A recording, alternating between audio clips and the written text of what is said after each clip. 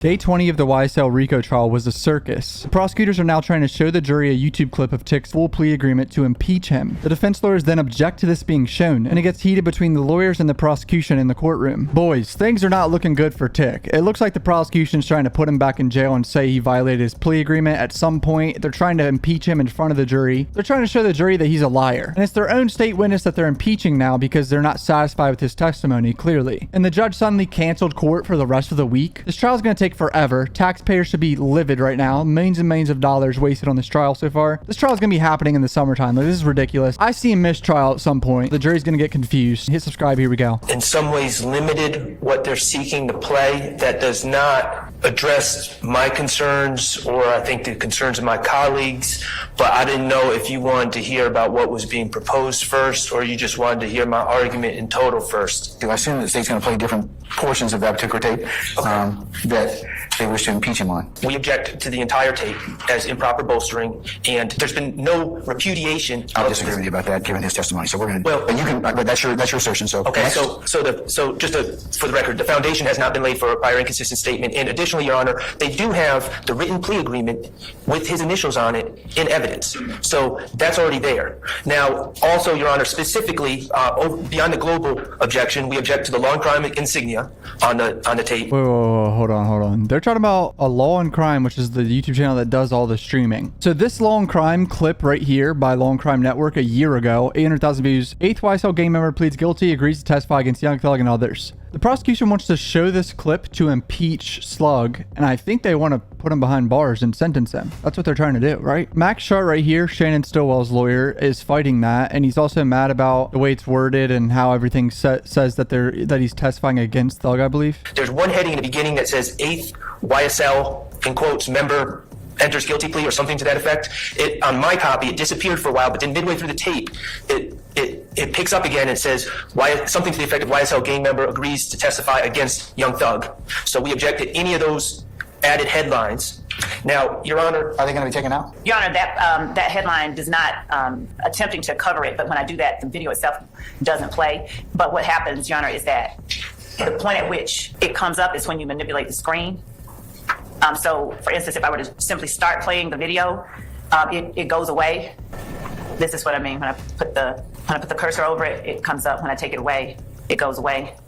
I'm going to stop the share. And what we can do to make it more seamless is, rather than publish this exhibit through this witness, I can tender it and we can publish it through a different witness with the areas addressed that Mr. Schardt has and with everything else edited out. The judge just recommended to recall SLUG back up one day, but not today, apparently. They're going to have to edit the video first or something. They're going to try to impeach him, which basically means, like, make him look like he lied. And I think they're going to say he violated his plea agreement. Straight up, like, try to put him in jail again. From 0 to 158, approximately, which is what the state plans on playing, from 0 to 158, Your Honor, and let me be clear, this is completely appropriate for a plea. We're just stating that it's not appropriate to play during a trial. So I'm not suggesting that Your Honor did anything wrong in the plea. But Your Honor goes over some background information, and Your Honor states how it's going to happen, and states that the state is going to present what they believe to be a factual basis, and if you find a factual basis, I'm paraphrasing, if you find a factual basis, then you'll make that determination. And Your Honor, I appreciate that. My next objection is, beyond the blanket objection, is at 610 approximately, they start reviewing the acknowledgments. From 158 to 610, they talk about his age and his education and things leading up to the plea.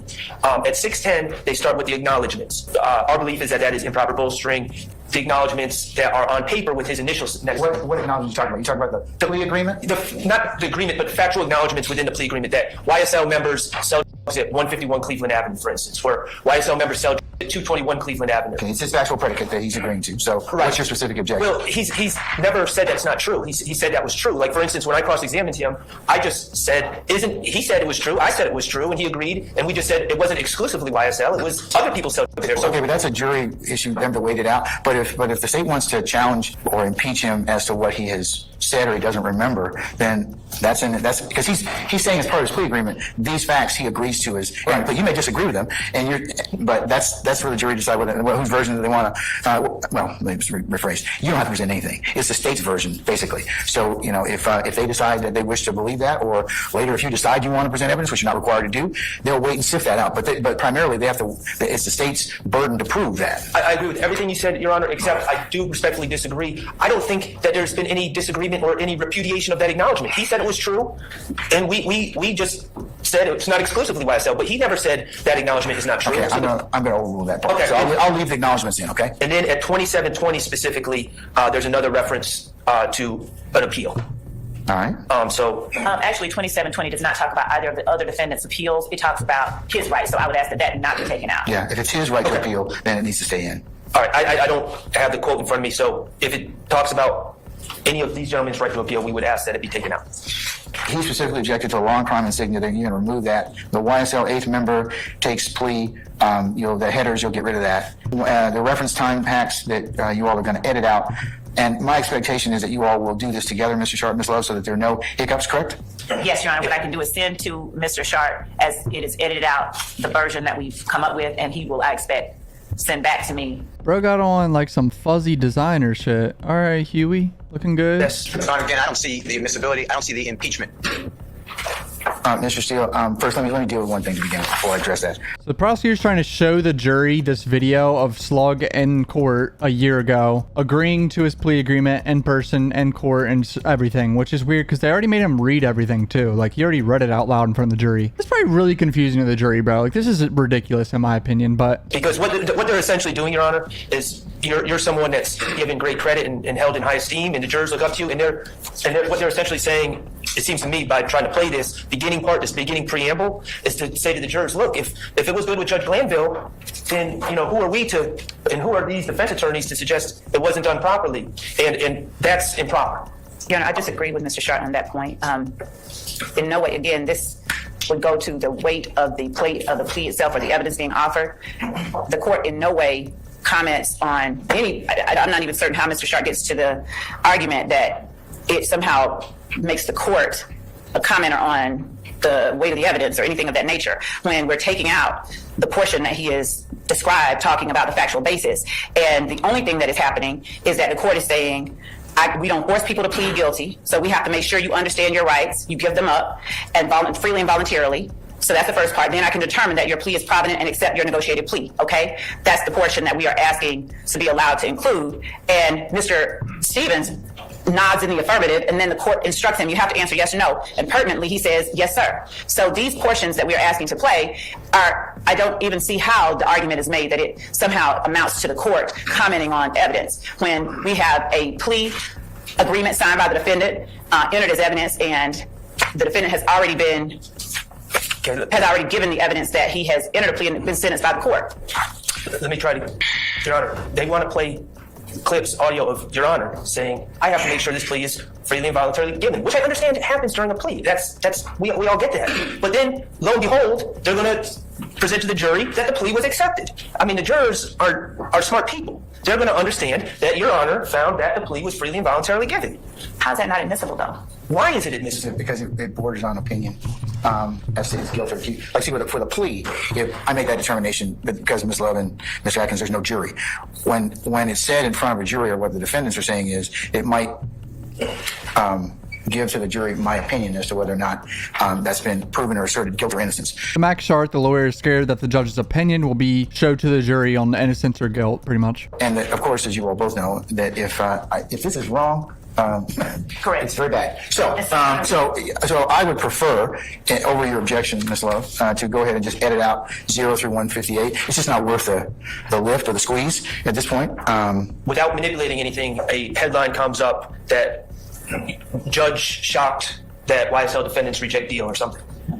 Okay, you know that those are all the fake folks that I don't know. I'm just and what I mean by fake is fake news. It didn't occur. You know that. I'm not saying that you were shocked. No, let me be clear. I'm not saying you were shocked. No, it's not. A third party is trying to attribute to me something that's not true. Correct. Okay. All right. Can we just strip out all that, please, madam? Oh, okay. Judge ain't happy about the headlines. He probably don't like me then. I've definitely sized some of the things he's done. He has shown emotion. Third party analysis. You're allowed to report some emotion. Please. This is not making a problem. Strip it out, okay? stated repeatedly that they're seeking to introduce this as far as to prove that the plea was voluntary. So this is a very unusual circumstance. And I don't know how we let the jurors, if the point of this is to not only provide inconsistent statements or present inconsistent statements, but also prove that the plea is voluntary. It seems to me that we're only giving the jurors half the story if we leave out what Mr. Stevens was facing when he entered this plea. Your Honor, I believe that that is a backdoor effort by the defense in asking. I think that it's disingenuous to suggest that somehow it is proper to keep a sentence that Mr. Stevens did not receive in as part of this offer that we're making. The defense wants to keep his sentence in there to show what he was facing and show that he was like scared and was signing anything. This is a shit show. Honestly, this shouldn't be shown to the jury, any of this. This is just stupid. They already had him read the agreement in front of the jury. I mean, I get they're trying to impeach him and everything, but this is dumb. Proceeded on a negotiated plea. But they are making it material. The idea that this is a backdoor attempt by the defense. It's Disingenuous. We're not the ones trying to bring in this evidence. This is the video that they, excuse me. This is the video that they're seeking to introduce. Okay, but and now they're sanitizing the extrajudicial statements that they want to introduce to the jury. It's not really relevant, Mr. Schardt. It's not because he took a plea and he got the benefit of the bargain. For you to telegraph or put this in here to the jury would not be relevant at this point in time. Because we haven't got the outside punishment, and it should not be a factor that comes in. So that's why I think the state wants to take that out. Just for the record. Dude, the judge does seem biased in some situations. I completely understand what the defense lawyers are asking here. Relevant, if we're going to really parse whether it's voluntary or not, to tell the jury, if that's become an issue in the case about whether this plea was voluntary, tell the jury the whole story. Well, I'm gonna exclude those particular sentences. I'll exclude over your objection, sir. I already cross-examined Mr. Stevens that he was looking at on the RICO count, 20 years to serve in prison, and that is part of his motive. So it's bias. It goes to bias and motive. So yeah. Exactly. So, but still, by one opinion. I'm going to exclude it. I mean, you've gotten what you, the purpose, and I think he's testified to that, but so we don't have any other issues. I'll exclude it. Hold on. So Brian Steele just said that he got it out on cross-examination that SLUG was facing 20 years, right? So he got that out of him on cross. The prosecution already made him read his agreement out on direct. They both already got out everything they need to get out of him in front of the jury. So why are we even showing this to him again? I'm objecting to the entirety. I still haven't heard why it is impeachment. I heard the court say it is. I heard the prosecutor say it is, but I don't understand. And maybe. Well, I think the state was going to respond to that, and I don't think we ever got to it, Mr. Steele. So, what's the purpose of 14U, madam or sir?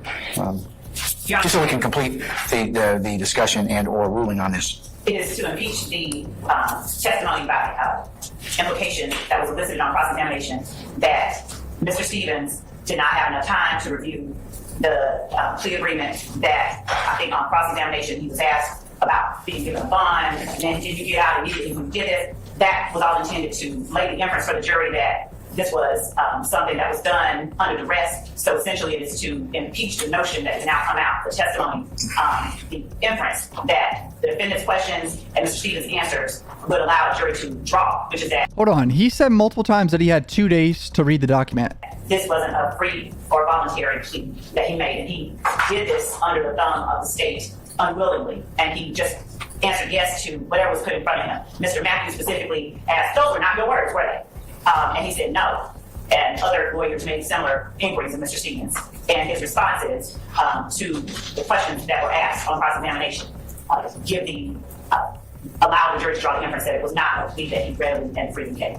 And again, his testimony was meant to give to the jury the impression that he didn't have time to review his colloquy, that he didn't knowingly agree to these things, and that he made the acknowledgments under duress. That was established so many times that he did knowingly sign it. Like literally, I'm pretty sure he answered that he did knowingly sign it like 4 times. She's impeaching him for that? That's not even worth it. I thought she's going to impeach him for other things that he said. To see his demeanor while giving the plea, and to see him actually exercise his right to change something. He stopped in the middle of the plea. So he wouldn't answer directly when I asked him, when I kept asking him about having the opportunity to go over and discuss these things with his attorney. I'm be honest, this prosecutor right here, she got that look in her eye, bro. She looked kind of evil, man. Look at that. She don't play no games. I mean, she's good at her job, but like, damn. Do you have any objection as to that particular? We rarely get to see her face this clear like this. Part of that plea contains what appears to be kind of an off-the-record conversation between you and Miss Gladden. Okay, did she talk with you about that? Yes. Okay. Is it your desire to invoke your attorney-client privilege, because that would be a private conversation, or do you wish to go ahead and if you invoke your attorney-client privilege, we won't play that particular part of the video, okay? If you say, I'm okay with it, then we'll play it. And I just need to find out whether or not your attorney has talked with you about that, because it's your privilege to hold it or to waive. Sure. Do you mind it coming in or not? Oh, no. You don't mind? No. Okay. Did Ms. Gladden talk with you about that and explain to your satisfaction what it means to have that particular statement come in or come out? Yes. Okay. So tell me again what you want me to do with the statement, or you wish for me to do with the statement? I don't object. Do you don't object to it coming in? No. Okay, so Didn't he probably say, yeah, like I don't want it coming in just in case, because it wasn't supposed to be spoken out loud. Whatever the conversation was, it doesn't seem like it's too important, but it wasn't supposed to be on the record at all. So it's like a private conversation with his lawyer. Yeah, this is not good for Tick though. He's looking like he's going to get impeached and probably get put back in jail if I were to guess. The judge also canceled court for the rest of the week and didn't give a reason or anything. Like we'd have no idea. So this trial is going to take forever. It's embarrassing. Taxpayers should be pissed. I mean, this is costing millions of dollars in taxpayers' money. It's insane, bro. Comment down below what you guys think. Hit subscribe. Love you guys. Peace out.